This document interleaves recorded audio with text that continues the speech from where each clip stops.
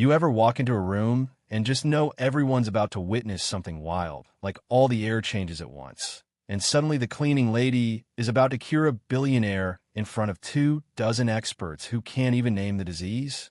Yeah, that's exactly what happened that Thursday morning in the Willis Tower penthouse 42 floors up, looking out over Chicago with a view so sharp it could cut you if you got too close.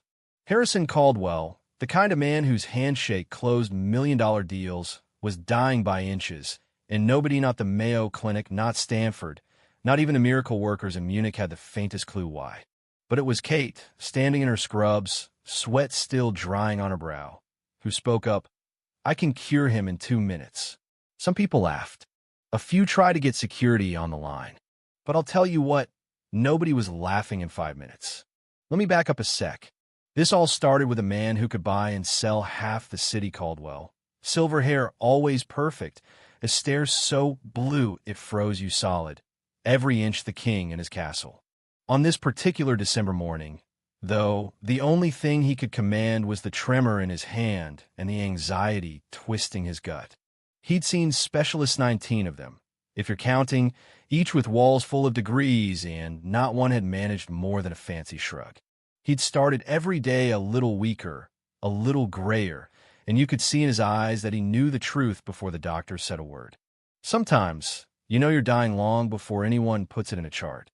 Meanwhile, Kate, quiet, watchful, hair tied back, and eyes sharp as a hawk, had been cleaning that penthouse for 3 years. You know how invisible you feel when you're mopping someone's floors? She'd become part of the wallpaper to Caldwell. But the thing about being invisible is you see everything. The untouched food, the way his knuckles went white gripping the countertop, the pills stacking up in the medicine cabinet like tombstones. And the smell, yeah, sound weird, right? But Kate's grandmother had been a healer, and there's a kind of sadness that clings to people like a shadow. Kate could smell it a room away. She was the first to notice how Caldwell's health wasn't just failing, was unraveling inside and out.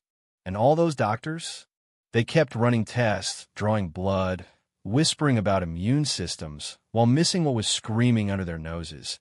The man was dying of grief. You ever hear a body talk before a doctor can't? That's what her grandmother always said. Doctors hear with machines, but healers hear with the heart. Kate had watched Caldwell's routines crack coffee untouched, hours at his desk staring at an old photo of a little girl. Annie. That's the name written in faded ink. Kate had never asked, but you could see the way Caldwell worked himself half to death, the kind of obsession that comes from running away from something you can't fix. So when Caldwell finally collapsed, it wasn't the first time she'd seen someone taken down by sadness you could taste in the air. The boardroom had gone dead silent, every high-powered exec frozen as he hit the floor. The paramedics didn't see Kate pressed up against the glass, watching every movement, feeling the room spin with dread. But she saw what they couldn't, the blue tinge around his lips, the way his muscles slackened, and more than anything, that smell. Not death, exactly, but soul sickness. And then came the Hospital Northwestern Memorial VIP wing, all white noise and expensive medicine. Dr. Phillips, the old friend and oncologist, read off symptoms and nodded gravely as Caldwell drifted in and out, calling for Annie in his fever dreams. Guilt, loss, the weight of 5 years spent trying to buy redemption with hospital wings and miracle drugs, none of it was working. Back at her tiny apartment, Kate tried to shake the worry, but it clung to her, thick as the Chicago snow. She pulled out her grandmother's vial of lavender oil stuff that was supposed to calm troubled spirits, not cure cancer. She snuck back into Caldwell's hospital room, moving like a ghost, and left just a drop on his pillow. "You're not dying of any disease, mister Caldwell," she whispered, voice breaking. "You're dying from a broken heart. You know what I mean? Now, it'd be great if everything turned around right there, but you know life doesn't play fair." Caldwell woke, saw Kate, and for the first time in years, he let his guard drop, asking her, pleading with her not to leave. She told him the truth about grief, about Annie, about how no doctor could save him unless he started facing what hurt. And the next morning, After walking out of that hospital against every expert's advice, he went right back to running. Specialists in Munich, new trials in Stanford, more millions thrown to the window, didn't want to hear that the answer might be as simple as forgiveness. But sometimes, the world won't let you run. A winter storm grounded every flight to Europe. Caldwell came back to his penthouse, tried and failed to make a pot of soup, the same soup he used to make with Annie on lazy Sundays, triangles of grilled cheese and all. When Kate found him sitting on the kitchen floor, surrounded by burnt pans and broken dreams, he finally said her name, Annie. And for the first time, he let himself remember, let himself mourn. That night, Kate stayed. She watched him unravel, comforted him through a night of sweats and shakes, and in the morning, something had shifted. Caldwell canceled Munich, pulled out Annie's medical records, everything he'd kept locked away like a secret, every scrap of pain and hope he'd carried for 5 years. They read them together, and Kate asked the question that really mattered. When did you last visit her grave? Caldwell had no answer. He'd never been, too afraid that it would make her death real. So they went, two broken people braving the snow, walking to a quiet spot under an old oak tree. Yellow flowers, Annie's favorite, bright against the gray. Caldwell dropped to his knees, sobbing, finally saying the things he should have said years ago. And as he read from her favorite book, something like peace, anyway settled over him. Healing isn't a straight line, but it has to start somewhere, and that morning, it started in the snow. You think the story ends there? Not chance. Love and healing are never that easy.